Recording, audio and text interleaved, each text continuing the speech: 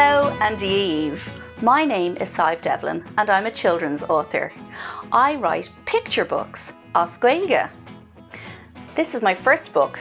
It's called Bí Ag Spríolum and it was illustrated by Tarsila Cruz. My second book was called Beag Bídeach and it was illustrated by Roisin Hahasy. This is my third book, Ganzi Otto, which was also illustrated by Roisin Hahasy. I also love to make things and love getting crafty. You might see some of my work on Cúla Cathair ar Scoil, where I do lots of crafty videos as Gaeilge for kids. Today, I wanted to talk to you about something else though. I wanted to talk to you about making a sensory story out of any picture book you have lying around your house. Normally, when we're reading, we only really use one or maybe two of our senses. When we're reading ourselves, we might use our sight because we're reading the words. Or if somebody is reading to us, we might be using our hearing and our sight while we listen to the person reading and we look at the pictures and maybe follow along the words too. But we all have 5 senses, well most of us do anyway, and I like to try and make a story much more exciting by using as many senses as possible when we're reading or listening to stories. So the other senses we have are our taste, our smell, our touch, and we also have our hearing and our sight, as I said. So I'm going to show you how to take a picture book and make a sensory story out of it that will use all of our senses to engage with the story. Let's get started.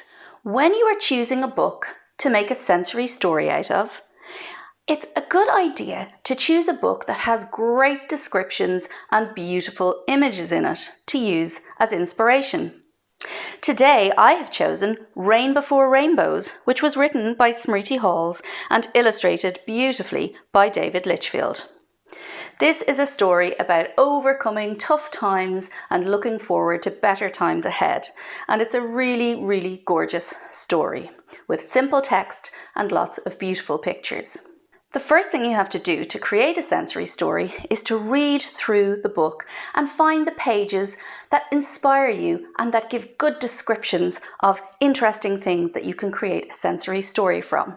I've done that already, and as you can see, I have gathered lots of different items that will help me make this story into a sensory one.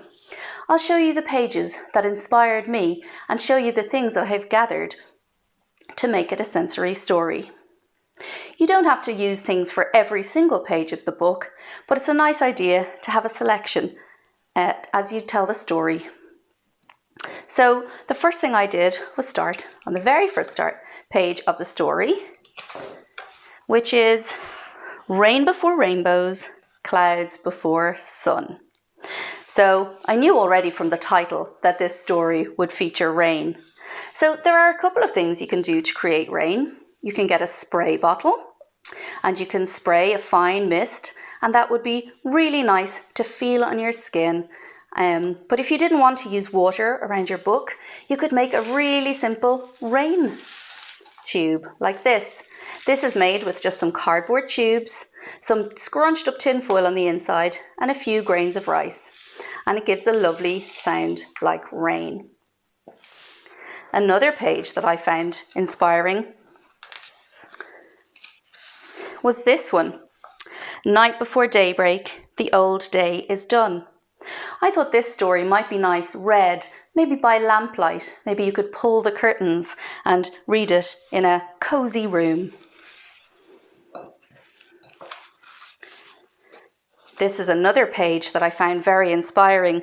There's amazing pictures of dragons on this page. Dark days may shake us and worries creep in, with dragons to duel and battles to win. I found these 2 dragons in my daughter's bedroom and I thought they might be really good fun. They also feel very nice, so we might explore our sense of touch with that.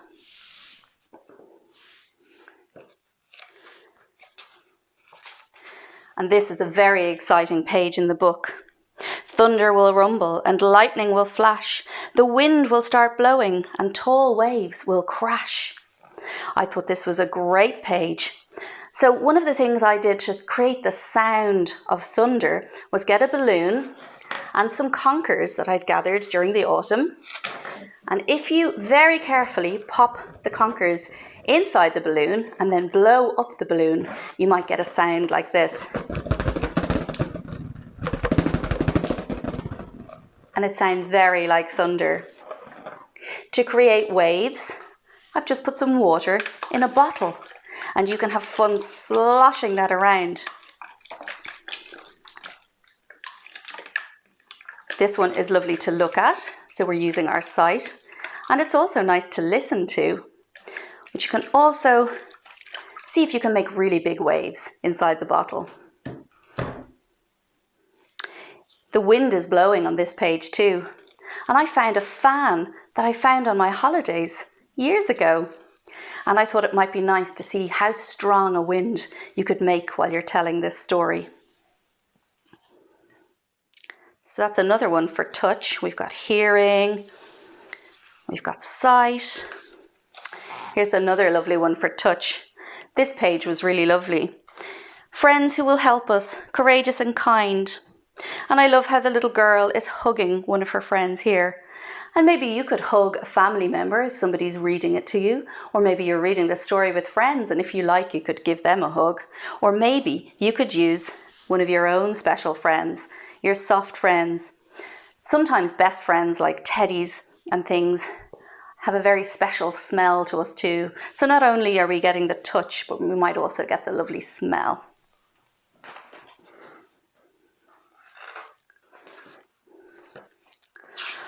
On the final page of this story, there's a beautiful rainbow that comes from the title, Rain Before Rainbows.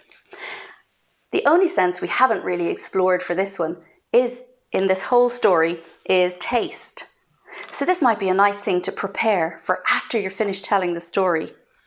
You might prepare a plate of nice food that is in rainbow colours and has lots of textures. So we've got soft and hard and crunchy. And that would help us with our senses too. You can use any book at all that you have around your house to create a sensory story. Just look at the pictures and the words for inspiration, and I hope you have really good fun with it. Visit www.children'sbooksireland.ie/resources to find lots of other resources for schools, as well as the full Mind Yourself resource pack. Thanks for watching. Slán léamh!